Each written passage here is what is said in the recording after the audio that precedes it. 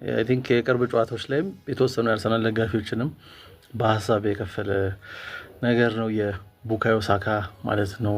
በተወሰነ መልክ ራስ ወዳድ ሆኗል ተብሎ ማለት ነውና ነገሩን ግን እኔ ከመሐመድ ሳላ ጋር አመሳስዬ ለማየት ያስቸግረኛል። ምክንያቱም ያ ሊቨርፑል በክሎፕ ጊዜም የነበረው ሊቨርፑል ይሁን ስሎትም ከመጣ በኋላ ባለፈው ሲዝን የሊቨርፑል ግብ ማግኛ ምንጩ የነበረው የኢንሳይድ ፎርዋርዶቹ ናቸው። የመስመር ከመስመር ላይ ሞሮፍ ኢንሳይድ ገብተው እዛ ሀፍ ስፔሱ ላይ በተለይ ደግሞ ኦፕሬት የሚያደርጉ አይነት የመስመር አጥቂ ቢሆኑ ግን የበለጠ መሀል ለመሀል ስለሚገቡ ሴንትራሊ ስለሚገቡ 9 ቁጥር ተብሎ በወረቀት ደረጃ የነበረውን ፌርሚኖ አይነት ተጫዋች ከሆነ እሱ የበለጠ ወደኋላ ድሮፕ ስለሚያደርግ የ10 ቁጥር አይነት ሚና ስለሚኖረው ማኔና ሳላ ናቸው እንግዲህ ወደ ውስጥ ገብተው የሊቨርፑል ግብ ምንጭ የነበሩት። ስለዚህ ሳላ በቃ ደንበኛ አንድ 9 ቁጥር ግን ማስቆጠር አለበት ተብሎ አንድ ቡድን እንደሚጠብቀው ግን የሚጠበቅበት አይነት አንዱ ተጫዋች ነበር።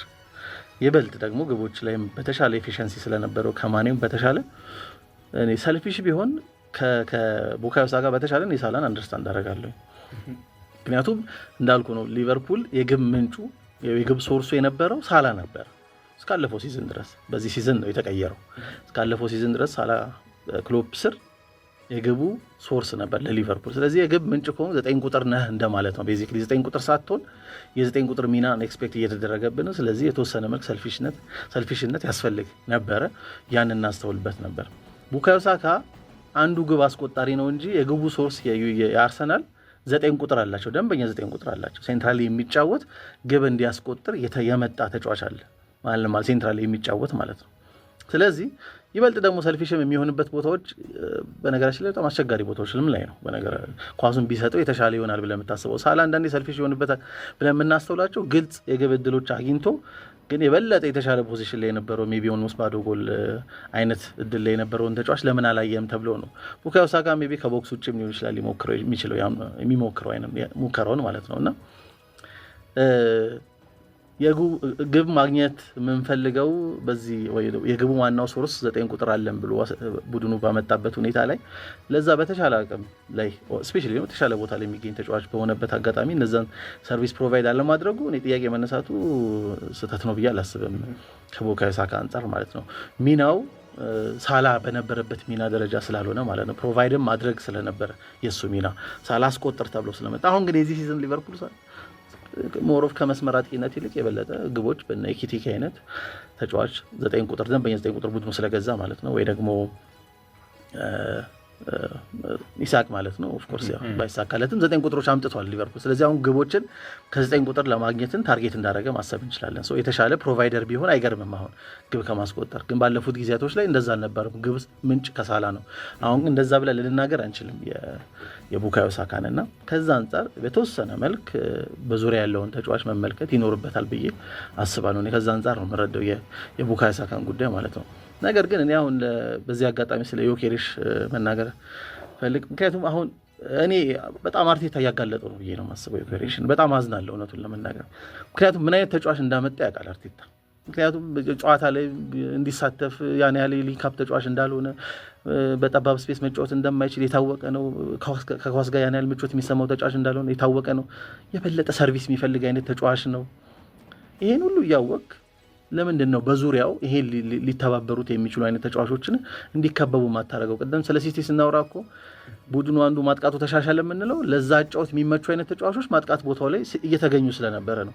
በትናንቱ ጨዋታ እኔ አሁን የብራይተን አይነት ጨዋታ ላይ ዮኬሬሽ አስቆጥሮ ማይበት ጨዋታ ነው ብዬ አስቤ ነበር። የበለጠ ሪስክ የሚወስድ ቡድን ስለሆነ ከተከላካይ ጀምሮ ከግብ ጠባቂም ይብን ጀምሮ ብራይተኖች ማለት ነው። ስለዚህ የመሳሳት እድላቸው በደንብ ሰፊ ነው። ተርኖቨሮች በጣም ይበዛሉ የብራይተን ጨዋታ ላይ። በግሉም ጥረት የሆነ ምልክት ሰጥቶናል አይደለ? የመጀመሪያው 3ኛው ደቂቃ ላይ የሞከረውን ጨምሮ የሞከረው ደካማ ሙከራ ነው ኦፍ ኮርስ።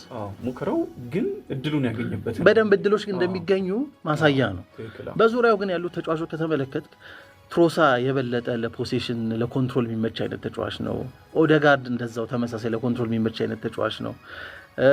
ዙቢሜንዲም በል በተመሳሳይ ሁኔታ ሜሪኖም በል የበለጠ ለፖሴሽን ለኳስ ቁጥጥር ለኮንትሮል የሚመቹ ተጫዋቾች ነው። ለትራንዚሽን አይነት ተጫዋች ለትራንዚሽን አጫወት የሚመቹ አይነት ተጫዋቾች አይደሉም። ወይም ለትራንዚሽን ትሬት የሆነ ነው ከጀርባው የሚያስፈልገው ኤዜ አይነት ተጫዋች ወይ ደግሞ ሯጮች ነው የሚያስፈልጉት ወይ ማርቲኔሊ ወይ ደግሞ ማድዌኪ አይነት እንደዚህ አይነት ለልጁ ለዮኬሬሽ ሊደግፉ የሚችሉ በእነሱ ሩጫዎች አማካኝነት በእነሱ ተጫዋችን ለማሸነፍ በሚያደርጉት እንቅስቃሴ በእነሱ ቀጥተኛነት ምክንያት የሚገኙ ስፔሶችን የበለጠ ኤክስፕሎይት እንዲያደርግ እድል ከመፍጠር ይልቅ ስፔሶች በበቂ ሁኔታ እንዳይገኙለትና የበለጠ እንዲጋለጥ ነው እያደረገው ያለው እና እንዲህ ሲሆን ደግሞ ግብ አለማስቆጠር በተደጋጋሚ ሲመጣ ደግሞ ኮንፊደንስ ይርቃል። ቤዚክ ነገሮች ማድረግ ይከብዳል። በቃ የልጅ ምንም አይችልም እንድትባል ነው የሚያደርግ። ኳሶች ሲመጣ በትክክል ኮንትሮል ማድረግ ሊያስቸግረው ይችላል። ይሄ እንኳን የራሱ ጥፋት ነው የምትላቸው አይነት ነገሮች ስህተቶችን ሲሰራ ታስተውላል። እኔ ግን በአብዛኛው እሱ ጋር ምንም ችግር የለም ማለት ነው፣ ብዙ ችግሮች አሉ። ግን በአብዛኛው ግን እኔ ከአርቴታ ጋር ነው አሶሼት መደረግ ያለበት የዮኬሬሽ ማለት ነው። የ27 ዓመት አጥቂ ኦልሞስት የ28 ዓመት አጥቂ አምጥተህ ሌላ አይነት በሆነ መልክ ልታሻሽለው ልትሞክር መጠበቅ የለብም። የበለጠ እሱ ነው አዳፕት ማድረግ ያለብህ። አርቴታ ያን እያደረገ አይደለምና ተጫዋቹን እጅጉን እየጎዳ ነው። የቡድኑን ማጥቃት አርሰናል ከኳስ ውጭ በጣም ድንቅ ነው ይባላል። ያው ለምን ድንቅ የሆነ ይመስለናል? ምክንያቱም ከኳስ ጋር ጥንቃቄ ስለሚያበዛ ነው ቡድኑ። ከኳስ ጋር በጣም ጠንቃቃ ከሆንክ ኳሱን ይዘኸው የምታስበው ኳሱን ከተቀማው በኋላ ከምተው ስፔስ ከጀርባ ምን ያህል ሬስት ዲፌንስ ያስተማማኝ ነው ብለህ የምታስብ ከሆነ በማጥቃት ባለበት ደረጃ ደፋር ሆነ ስለማታጠቃ ከኳስ ውጭ ቶሎ ሼፕን መጠበቅ ትችላለህ። ስለዚህ አርሰናል ከኳስ ውጭ ድንቅ መሆኑ ምክንያቱም ከኳስ ጋር ፈሪ ስለሆነ ነው፣ በግልጽ ቋንቋ ማለት ነው። እውነቱን ለመናገር በተለይ በአብዛኛው የምንመለከተው ቡድን ማለት ነውና በዚህ ውስጥ ነው ዮኬሬሽ እየተጎዳ ያለው። አሁን ደግሞ በደንብ ጨዋታዎች ላይ እየተቸገረ ነው ቡድኑ። በፊት ኦን ታርጌት እኮ የሆነ ጨዋታዎች ላይ የማይገኝበት ቡድን ነበር አርሰናል። ተከታታይ ጨዋታዎች ላይ ኤክስጂው ምናምን በጣም የሚገርም አነስተኛ ቁጥር ነበር የምናስተውለው። አሁን ግን እንደ ትናንት ተመለከትነው ራያ ሴቭ እንዳደረጉ አይነት አስደናቂ ሙከራዎችን የሚያስተናግድ አይነት ቡድን ሆኗል ማለት ነው። ቢያንስ ግን ግቦችን አስቆጥሮ በጊዜ መጨረስ እየቻለ ማለት ነው። በትናንቱ ጨዋታ ምንም አይነት ሙከራ አላደረጉም። ብራይተን በመጀመሪያው አጋማሽ ዜሮ ነበር፣ ሁሉ ነገር ንጹህ ዜሮ ነበር እና አይ ቲንክ ወደ 4 ነው ወደ 5 ቢግ ቻንስ ፈጥረዋል። ታርጌቶች ነበሯቸው። ቢያንስ በጊዜ ነገሮችን ጨርሰው መውጣት ይችላሉ።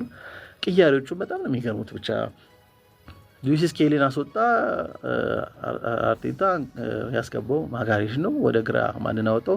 የበለጠ ሴንተር ባክ ባህሪ ያለውን ኢንካፔ ማለት ነው። የበለጠ ዲፌንሲቭ የሆነ ማይንድሴት ማለት ነው እና በእንደዚህ አይነት ሁኔታ ውስጥ በጣም ሰርቪስ የሚፈልገውን ፊት መስመር ላይ ያለውን አጥቂ ካላገባት ነው።